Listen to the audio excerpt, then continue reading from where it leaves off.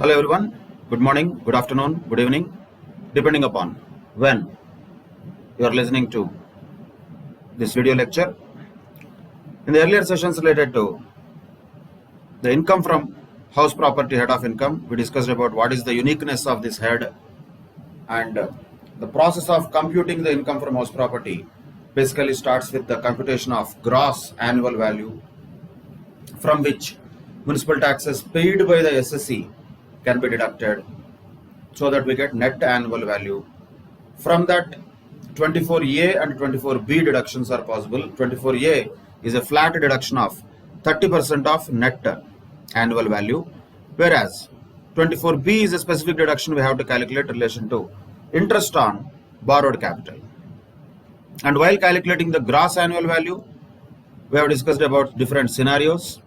Basically, the gross annual value has to be calculated using the methodology of step-based approach, first taking fair rent and municipal valuation, whichever is higher shall be considered, and that should be compared with standard rent, whichever is lower should be considered. That can be called as expected rent. That should be compared with actual rent received or receivable, and whichever is higher shall be the gross annual value normally. However, in the exceptional circumstances where the actual rent received or receivable is less than the expected rent due to vacancy, then ARR can be taken as gross annual value. While calculating ARR, if there is any genuine unrealized rent, that can be deducted already. So these are some of the things related to gross annual value. If a property is self-occupied throughout the period or unoccupied throughout the period, the net annual value itself can be taken as nil. And if the property is partly self-occupied and partly let out during the period for some point of time, then it is considered as good as let out property and calculations will be normal. Only thing will be actual rent received or receivable will be computed only for the period for which the property was let out. Remaining everything is calculated annually only. But what if the property is self-occupied partly and let out partly on the basis of space? Then proportionate amounts have to be calculated according to the space that is occupied by each portion. These are some of the very important aspects that we discussed in the earlier sessions. And another, in fact, most important after the gross annual value in this chapter, the calculation related to interest on borrowed capital. Interest on borrowed capital is allowed as deduction under section 24B, that is fine. But how is it allowed as deduction? What type of interest is allowed as deduction? What type of interest? Interest, if it is payable on the loan that is borrowed for the purpose of acquisition, construction, repairs, renewal or reconstruction. Loan can be taken for any of these purposes. And interest paid on or payable on that loan. Payable is important here. Paid is not required. Payable is enough. But municipal taxes can be claimed as deduction only on payment basis. Interest can be claimed as deduction even if it is not paid. If it is accrued, that is enough. So that is why the word here important is payable, not paid. That will be given in the questions to confuse. So we have to be very clear about it. Interest is not required to be paid. If it is paid, well and good. Not paid also, no problem. Still deduction can be claimed under section 24B if it is interest which is paid on a loan taken for the purpose of acquisition, construction, repairs, renewals or reconstruction. For example, if a fresh loan is taken to repay the original loan, no problem, it is as good as original loan only. As far as interest is concerned, it is also interest. So no problem, that is also admissible as deduction. If one loan is taken to repay the old loan, that is just basically the lender is changing, nothing else is changing. Loan is still there. So that doesn't make any impact on 24B. Still that will be allowed as deduction. But in this case of computation of interest on borrowed capital, most important point is the interest related to the pre-construction period. So interest on the borrowed capital has to be split between pre-construction and post-construction interest. For that purpose, we have to be very clear what is pre-construction period and what is post-construction period. Look at this definition of pre-construction period. This is the period prior to the previous year in which the property is acquired or construction is completed. For example, pre-construction period will end in the previous year prior to the previous year where the property is acquired or construction is done. Say, property is completed, for example, on 31st July 2019, let us say, sorry, 31st August, let us say, whatever, yeah, that is easy to convert 3 into. So 31st August 2019, the property is completed. When the pre-construction period will end? Pre-construction period will end on 31st March 2019 only, because it is the period prior to the previous year in which the property acquired or construction is completed. So pre-construction period will end on the 31st March before the completion of construction or property acquisition. For example, property is acquired on 31st March 2020. Even then, the pre-construction period will end on 31st March 2019 only, because that is a year prior to the previous year in which the property is constructed. So that is an important point to be noted. In other words, for the purpose of computing the pre-construction period, the date or month of completion of construction is immaterial in whichever year the property is complete. All the period prior to the previous year in which the property is complete can be considered as pre-construction period, right? But what is the speciality related to pre-construction period? The speciality here is, if there is a pre-construction period interest related to the period prior to the previous year in which the property is completed, it shall be allowed as deduction not in one shot. It shall be allowed as deduction over a period of 5 years in equal annual installments. That is the point.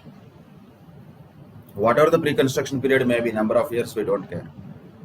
But whatever the interest that is related to the pre-construction period, that should be allowed as deduction under 24B, not one shot. 5 equal annual installments that can be claimed as deduction. In other words, if you calculated the pre-construction interest totally, whatever it is, divided by 5 only can be claimed as deduction in 1 year. In one previous year where we are calculating, 1/5 of that only can be claimed as deduction under 24B. That is related to pre-construction period. From which date that can be claimed? Naturally from the year of acquisition or completion of construction. That can be claimed as deduction under 24B, but only 1/5 of that. What about the interest for the year in which the construction is completed? That is post-construction. There is no problem with that. That can be fully claimed that year, irrespective of the date of completion or acquisition. So the date of completion or acquisition is irrelevant here. In the example, like here, when we take 31st August was the completion date, the entire interest related to the previous year 1920 will be considered as post-construction only. You cannot say, but actually construction completed only on August na. Yes, that is physical, but law says pre-construction period will stop at the end of the previous year prior to the year in which the property is completed. So when the post-construction period will start in this case, 1st April 2019 it will start. So the entire interest related to the previous year 1920 can be claimed as fully deduction normally, because it is a revenue expenditure. Pre-construction period being of capital in nature, it is allowed as reduction in 5 equal annual installments. Why is it given in 5 installments? We don't need it, but logic is there. Law is not always illogical. Because pre-construction things are capital in nature, they cannot be claimed in deduction in one shot. That's not a revenue expenditure. Irrespective of the amounts, post-construction period interest is allowed as deduction fully. So entire interest in both the cases, whether the property get completed on 31st August also or 31st March 2020 also, still the entire amount of interest related to the previous year 1920 can be claimed as fully deduction as post-construction period interest. That is a very important point related to 24B. Pre-construction interest can be claimed as deduction only 1/5 of the amount. How much will be pre-construction period, post-construction period? That depends upon the question. But pre-construction period ends definitely when that ends on the 31st March of the year preceding the previous year in which the construction is complete. That is for sure. Post-construction period starts when? Starts from 1st April of the year in which the construction is complete. That is pre-construction and post-construction period, interest and treatment. And there is one more twist here in relation to the self-occupied or unoccupied property. We know that already the annual value of that is nil. When annual value is already nil, net annual value is nil. Municipal taxes anyway cannot be claimed as reduction because already net annual value is nil. And 30% of 0 will be 0 anyway. But can the SSC still claim deduction under 24B to show a negative income? Yes, they can. But how much? There are conditions. For only SSCs who have a self-occupied or unoccupied property, these conditions will apply.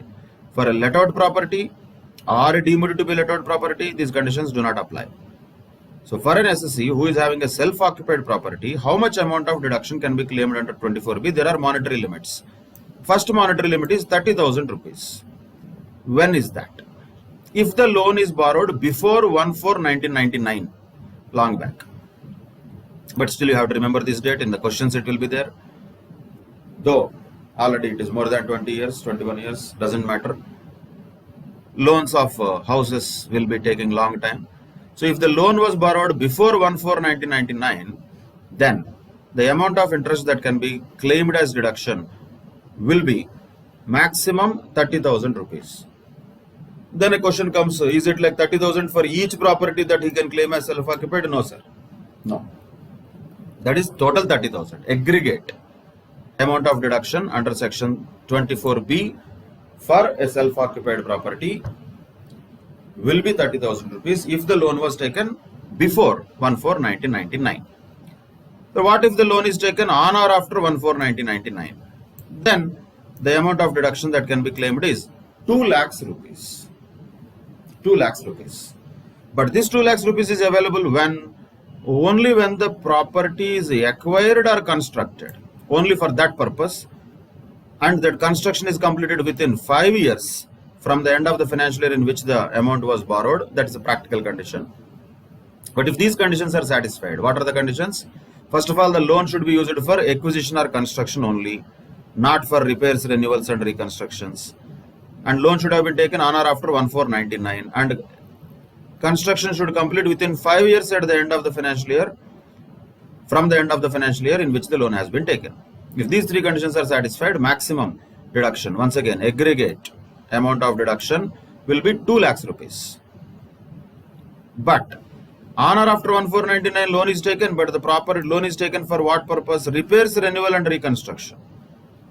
Taken on or after 1/4/1999 only, but not for construction or acquisition of property, not buying the property. Repairs, renewals, painting, like that, whatever. Then the deduction is still 30,000 rupees only. So, if the property was, or loan was, not property, loan was borrowed before 1/4/1999, then 30,000 is the maximum deduction anyway. Even if the loan is borrowed after 1/4/1999, but if the loan is taken for repairs, renewals, reconstruction, still the deduction is 30,000 only. 2 lakhs deduction can be claimed under 24B for a self-occupied property only when that loan amount is used for acquisition or construction of the property only. That too, the loan should be taken on or after 1/4/1999. Construction should have been completed within 5 years from the end of the year in which the loan was borrowed. This 5 years thing is practically not possible to check. If it is given in the question, it's okay. If not, then we don't have to worry about it. What you have to remember is this 30,000 rupees and 2 lakhs rupees. And by the way, these are applicable only for self-occupied or unoccupied properties. And this 30,000 and 2 lakhs is already inclusive of everything. When we say 24B deduction, that includes both pre-construction interest also, post-construction interest also. Total deduction under section 24B cannot exceed 2 lakhs rupees. Once again, for whom? Only self-occupied property. For let-out property, no limit on the interest that can be taken as deduction under 24B. That is a very important section, and calculations will be definitely asked. And in a bigger question also, definitely there is a possibility of 1 point related to 24B. Now let us apply the provisions that we have learned already in different situations. Mr. Manas owns two house properties, one at Bombay, wherein his family resides, and the other one at Delhi, which is unoccupied. Okay, both are like self-occupied only, as good as, because one where family resides, self-occupied, one is unoccupied. That's okay. He can have two properties, no problem like that. He lives in Chandigarh for his employment purposes in a rented house. Okay, let him be. For acquisition of house property at Bombay, he has taken a loan of 30 lakhs rupees at the rate of 10% per annum on 1/4/2018. He has not repaid any amount so far. And in respect of house property at Delhi, he has taken a loan of 5 lakhs rupees at the rate of 11% per annum on 1/10/2018 towards repairs. This has to be very clearly observed. Compute the deduction that would be available to him under 24B in respect of the interest payable on such loan. The simple point is, when this property got completed, is there any pre-construction interest and all is not given. But first of all, can he claim this property at Delhi, which is unoccupied, as good as self-occupied? Yes. Because he is living in other place for employment purposes in a rented house. So that is as good as self-occupied. So he has two self-occupied properties. No issue with that. But what is the issue? Amount of interest that can be claimed as deduction. It's a simple straightforward calculation. How much is the interest amount for the previous year? We don't care about earlier years. For the previous year, how much is the amount of interest? He has taken a loan on 1/4/2018 and he has not repaid any amount so far. How much interest? 30 lakhs rupees was the loan amount. On that, 10% interest, which means for the year, it will be 3 lakhs rupees naturally. That is a interest on the loan for the purpose of acquisition of house property at Bombay. For Delhi, he has taken 5 lakhs loan at the rate of 11%. Once again, during the previous year 1920, he would have paid definitely on 5 lakhs loan 11% interest. That will be lakhs wise 0.55 lakhs. So the total interest would be 3.55 lakhs. That is his liability. But the point is, under section 24B, the amount of interest that can be claimed as deduction under 24B is restricted to 2 lakhs. That is the point we have to make. So here, ultimately the total amount of deduction that can be claimed here is 2 lakhs only. Whatever he can claim, whatever he can pay, doesn't matter. You don't have to restrict 100 times. Restricting this 3 to 2, restricting this 0.55 to 0.3, again restricting this 2.3 to 2, ultimately what? There is no way, whatever the way you calculate, finally the total amount of interest that he can claim as deduction is 2 lakhs. That is the answer. That's it. That is about illustration number 3. Because it is a self-occupied property. And by the way, the ceiling limit would not apply to let out or deemed to be let out property. This is the most important point. That should not apply everywhere. 2 lakhs, 2 lakhs, 2 lakhs, people will be interested in that amount. No. It should not apply to any other let out property or deemed to be let out property. And also, as I told already, interest is allowed as deduction on accrual basis. No problem. And sometimes, if there is any unpaid purchase price, that means you are buying from a builder itself on installment basis. Is that a capital borrowed? Yes, no problem. And that will include interest, whatever the interest that is paid as installments, that will be also allowed as deduction. So it is whether you take a loan from a bank and pay interest, or the builder himself is giving you loan or giving you a facility of paying the installments to acquire the property, something like hire purchase, doesn't matter. Ultimately, interest is interest. In that case, seller becomes the lender, that's all. There is no difference in essence. So that will be also allowed as deduction. But main point here, once again in the exams, that will be as a twist point is interest on unpaid interest is not deductible. So interest on the capital borrowed is deductible. Interest on capital borrowed is deductible. Interest on interest, no, that is not deductible. So if there is any unpaid interest which is outstanding, on which if there is an interest levied on that, that is not deductible. So be very careful there with that point, which can be asked in the questions in the examination. That's it. That is about deductions from the net annual value, and as we already have discussed them, if it is a let out property or a deemed to be let out property, standard deduction of 30% is anyway available, and interest on borrowed capital is fully allowed under 24B. What about self-occupied property? If the loan is taken for repair, renewal or reconstruction of the property, amount of deduction maximum is 30,000 only. If the loan is taken for acquisition or construction of the property, there you have to also check whether the loan is taken on or after 1499 or before that. If it is on or after 1499, still the amount of deduction is 30,000. If the loan is taken for acquisition or construction of property after 1499 and the property got completed within 5 years from the end of the year in which the loan is borrowed, of course certificates and all will be have to be definitely produced, documentation. Yes, then maximum 2 lakhs rupees can be claimed as deduction in toto. In toto means total, not like 2 lakhs for each property. Total 2 lakhs for 1 or 2, as the case may be, the self-occupied properties. If not, then still the amount is 30,000 only. So 2 lakhs is not automatic. 2 lakhs is coming with conditions.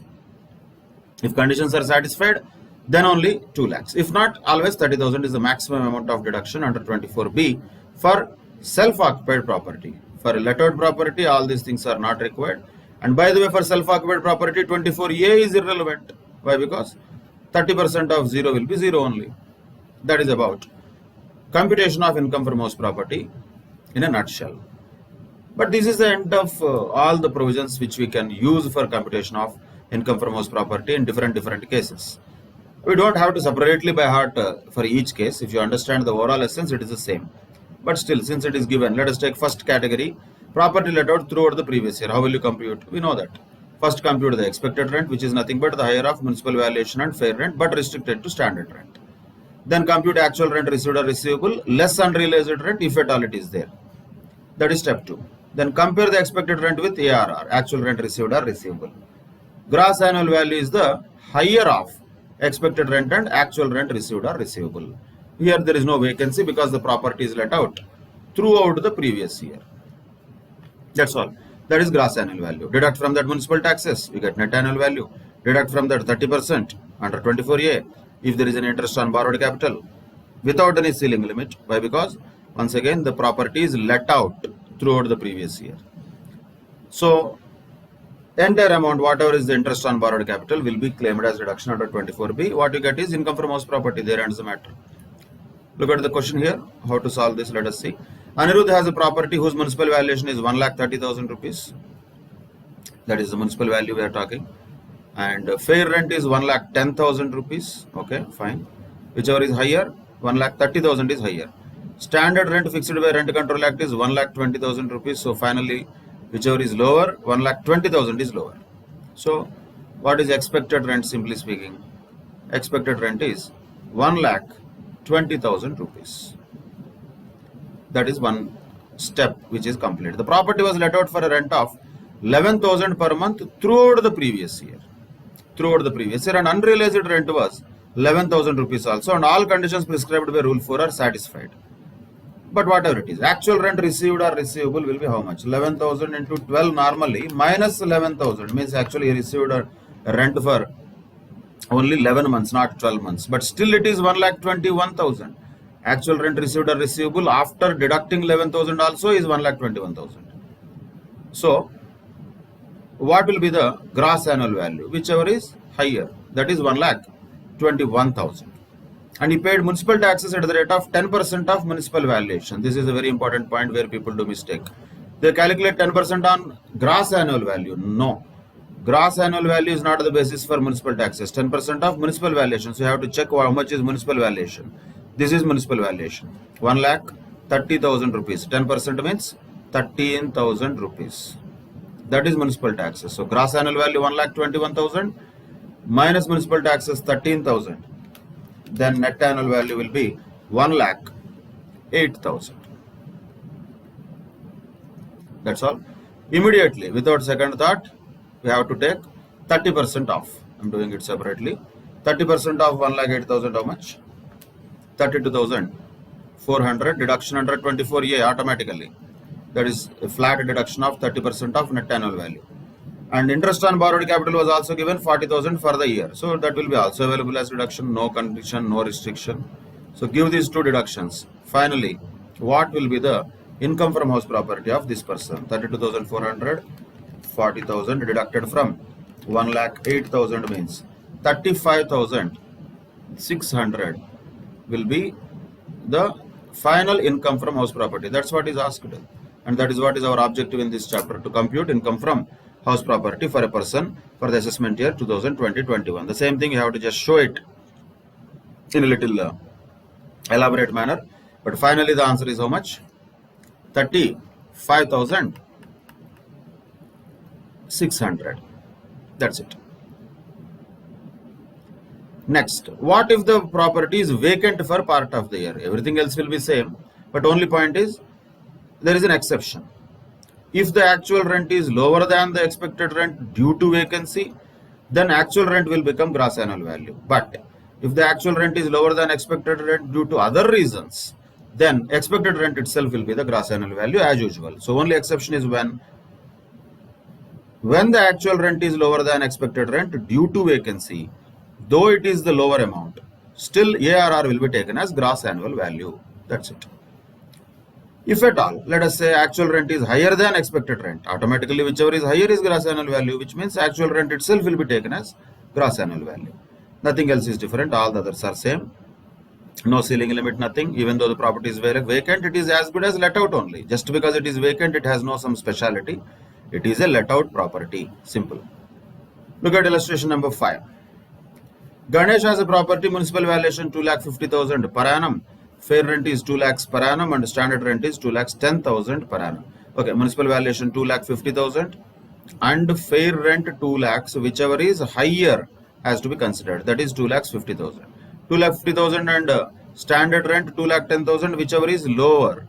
So 2,10,000 is expected rent. That is the first point, we got it. Property was let out for a period of 20,000 per month. However, the tenant vacated the property on 31st January 2020 and unrealized rent was 20,000 rupees and all conditions prescribed by Rule 4 are satisfied. Municipal taxes are 8% of municipal valuation. Interest on borrowed capital is 65,000. Compute the income from house property of Ganesh for the assessment year 2021. That is the question. So 2,10,000 is expected rent, that is okay. But now let us take ARR, actual rent received or receivable, how much? Normally, if the property was fully let out, 20,000 per month means 2,40,000 it should have fetched. 2,40,000 it should have fetched. If the property was not vacant, we have to take. Of course, there is an unrealized rent of 20,000. So ARR, if the property was not vacant, would have been 2,20,000. That would have been the ARR if the property was not vacant. But because the property is vacant, how much is ARR? Now find out.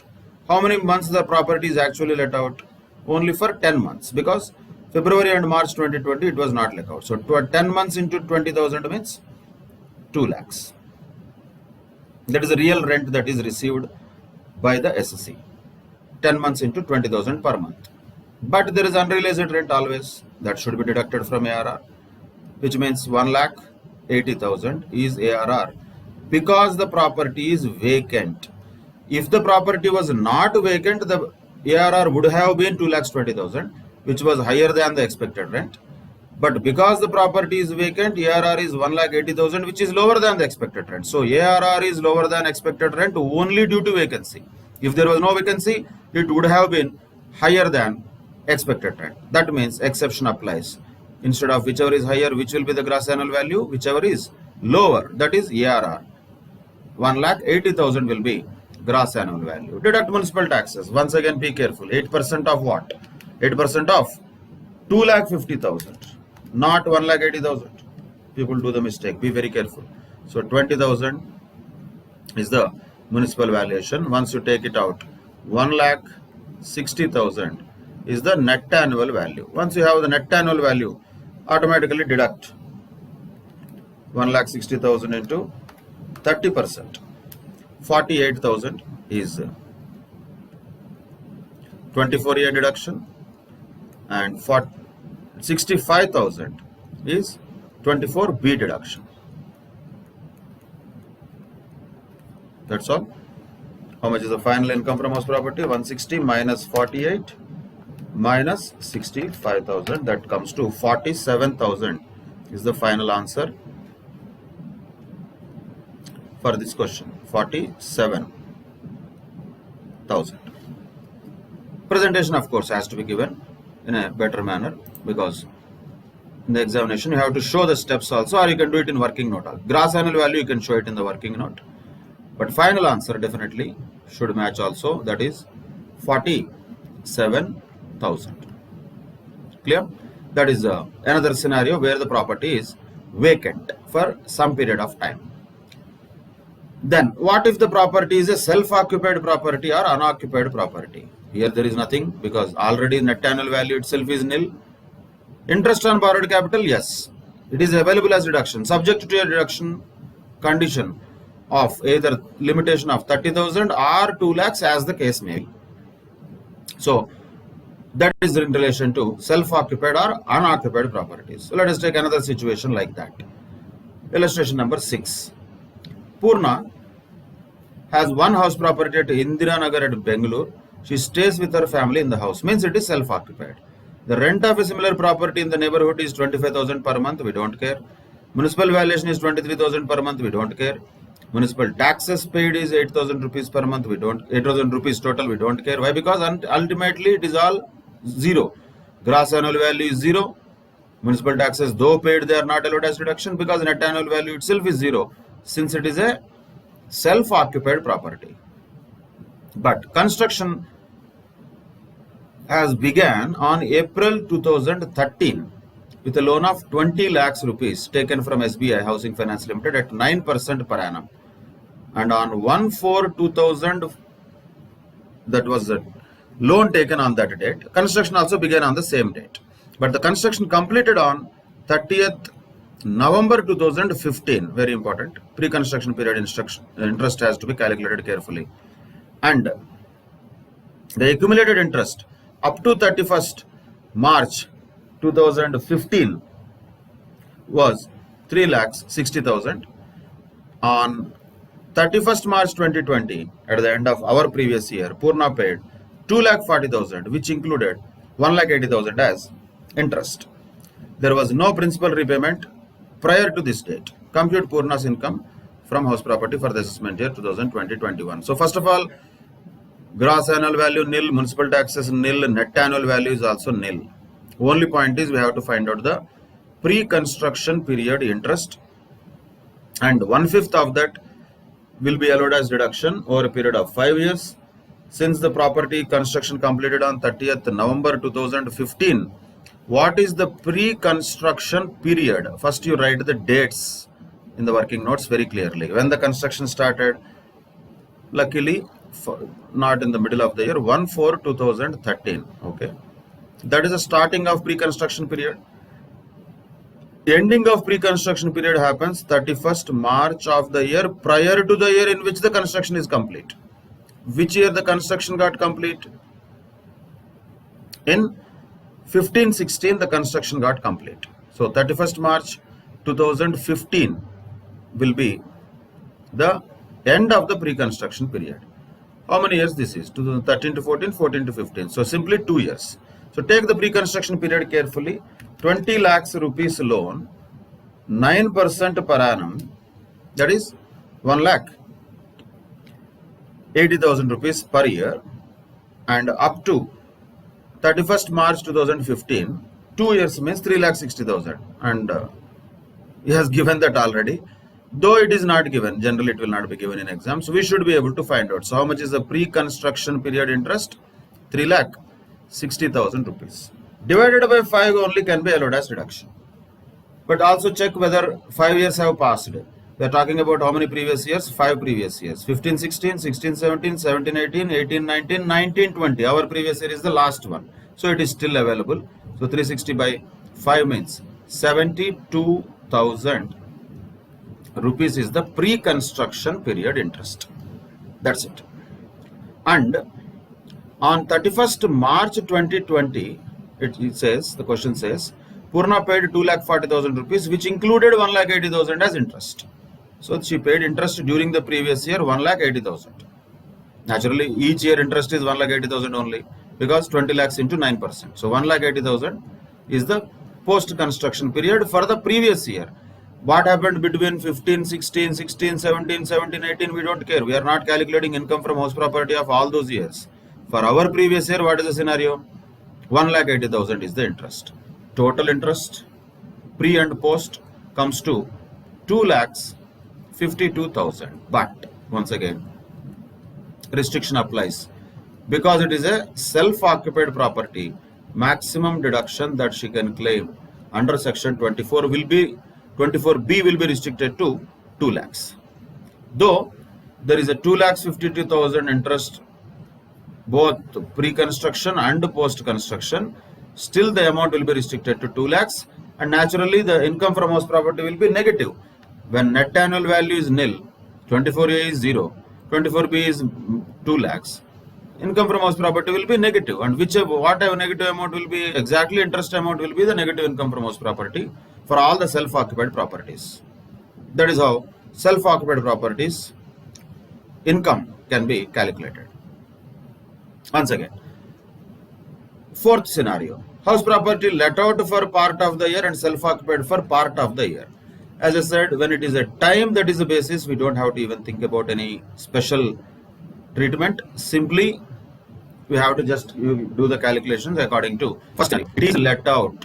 It is let out. It cannot be called as self-occupied. Any property can be called as self-occupied only if it is self-occupied or unoccupied throughout the previous year. Even if it is let out for one day also, the status of the property is let out only. Calculation will be done according to as if it is let out only. So nothing special needs to be remembered here. Same thing as normal procedure. Look at the illustration. Srimati Rajalakshmi owns a house property at Adayar in Chennai, wherever it is. The municipal value of the property is 5 lakhs, fair rent is 4,20,000. So whichever is higher, 5 lakhs is higher. 5 lakhs and 4,80,000, whichever is lower, 4,80,000 is lower. So what is the gross annual value normally without comparing with the actual rent received or receivable, or let us call it expected rent. GAV comes later. This is expected rent. So how much is expected rent? 4,80,000. That is one thing. Property was let out for 50,000 rupees per month up to December 2019. Up to means how many months it would have been let out? 9 months it has been let out naturally. 9 into 50,000, that will be 4,50,000 is the actual rent received or receivable. 4,50,000. Thereafter the tenant vacated the property and she used the house for self-occupation. Not only that, the rent for the months of November and December could not be realized in spite of the owner's efforts. All conditions in Rule 4 are satisfied. So actual rent received or receivable should be reduced by 2 months rent. That is 1 lakh. November and December the tenant did not pay anything. So now the actual rent received or receivable is 3,50,000.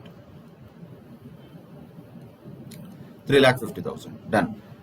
Then she paid municipal taxes at the rate of 12% and paid interest of 25,000. We'll get the definite deductions for that 24A and B. Compute the income from house property for the assessment year 2020-21. So now the only question is, we have expected rent of 4,80,000, actual rent received or receivable of 3,50,000. Normally speaking, whichever is higher has to be taken. But here, this 3,50,000 is lower than expected rent. ARR is lower than expected rent. Yes, it is lower. Question comes, is it due to vacancy? Answer is no. When it is not due to vacancy, then there is no exception. Normal rule only will apply. Whichever is higher will apply. So 480 or 350, which is higher, automatically 480 will be higher. So that is the gross annual value which has to be taken. So this ARR 350 is useless because it is lower than expected rent. And it is not lower than expected rent due to vacancy. Understand that it is due to self-occupation, it is lower, not due to vacancy. That is why there is no difference between a normal calculation and this partly self-occupied, partly let out during a period of time in the previous year is also same. Only point is actual rent received will be calculated for the months for which the property was really let out.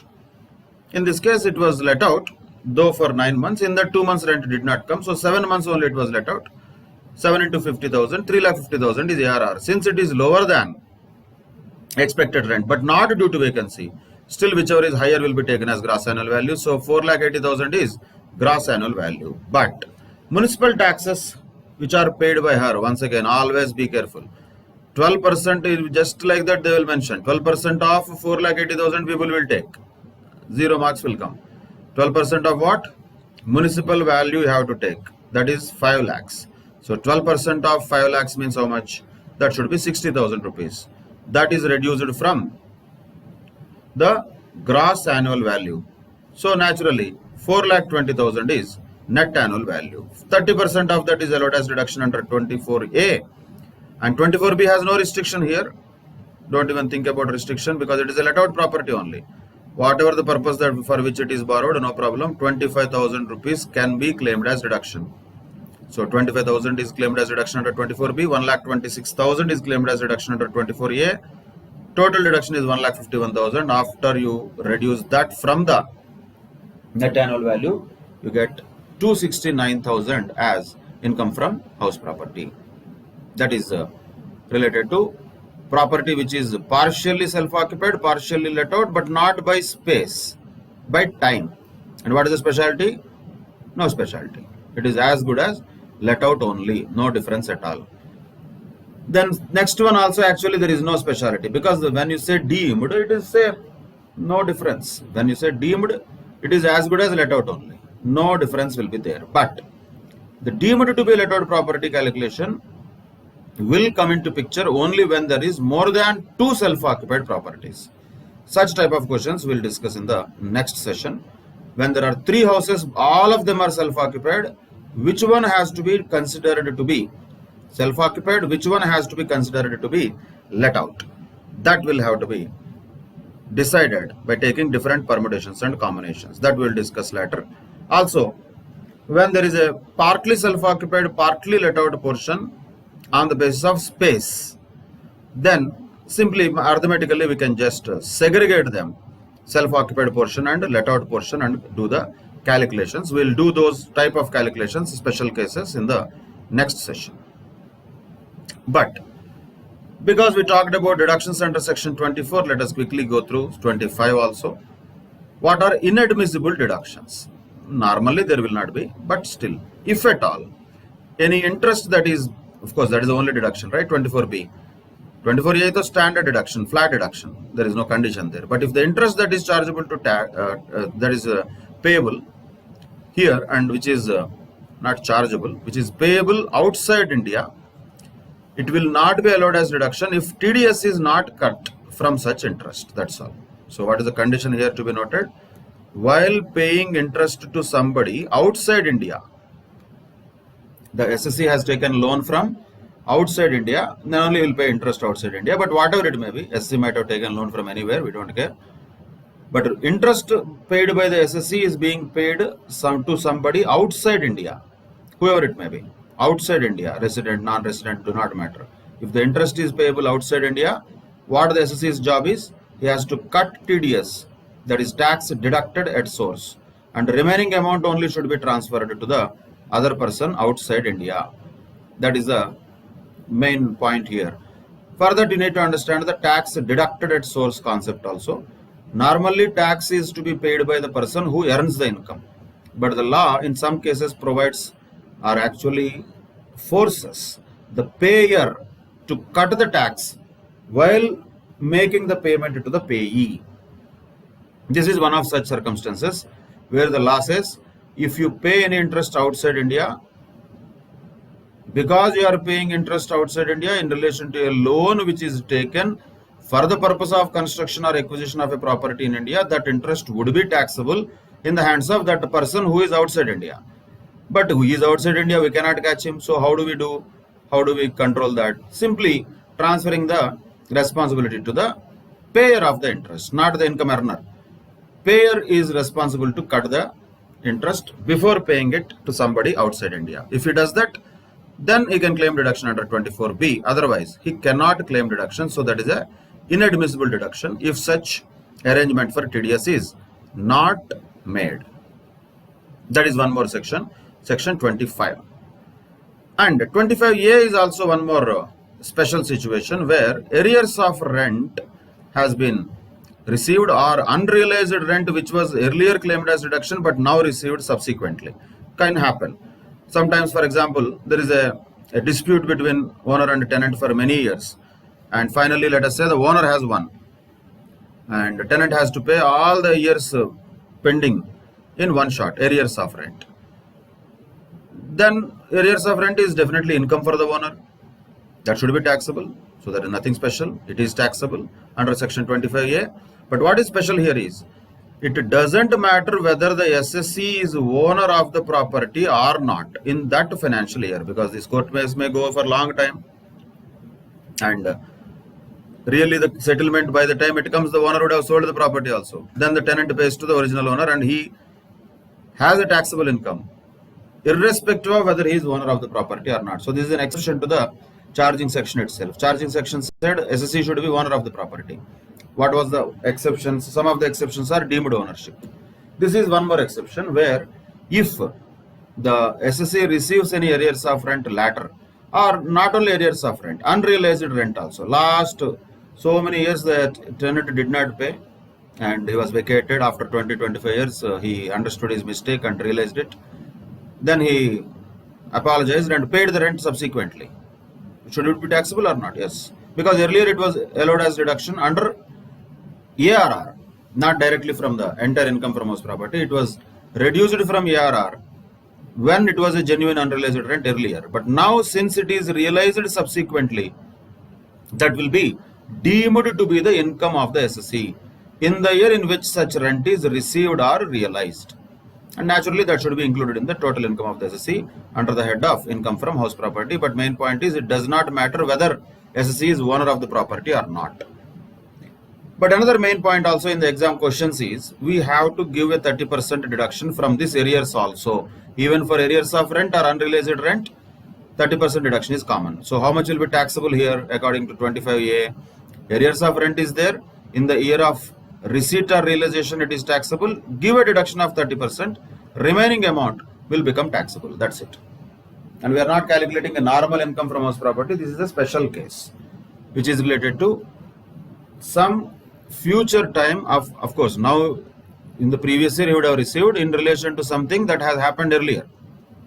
So arrears of rent related to the past, now subsequently realized, or unrealized rent earlier, now that has been collected. In those cases, it is taxable because it is deemed to be the income of the SSC, irrespective of whether the SSC is owner of the property or not in that year in which the unrealized rent or arrears of rent is received.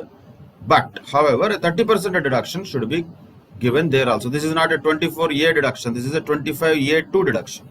So a 25A2 and all you cannot remember. No need to remember. 25A is enough.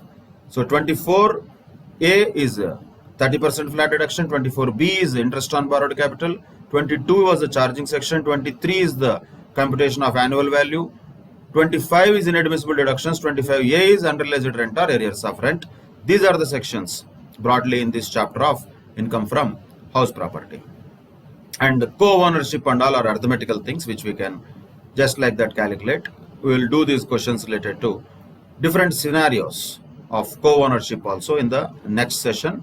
Deemed ownership is a theoretical understanding that also we'll discuss in the upcoming sessions. With that, we can conclude this income from house property. As far as the provisions of income from house property head are concerned, most of the provisions that we encounter in the examination are done. These are the only sections that we have: 22, 23, 24A, 24B, 25, 25A. Done. That is income from house property. Provisions part. Problems part we will do definitely in the next session, some more problems, and also small topics like deemed ownership or co-ownership. We can discuss them also in the next session and conclude this topic in the next session. Till then, take care. Bye bye. Thank you very much.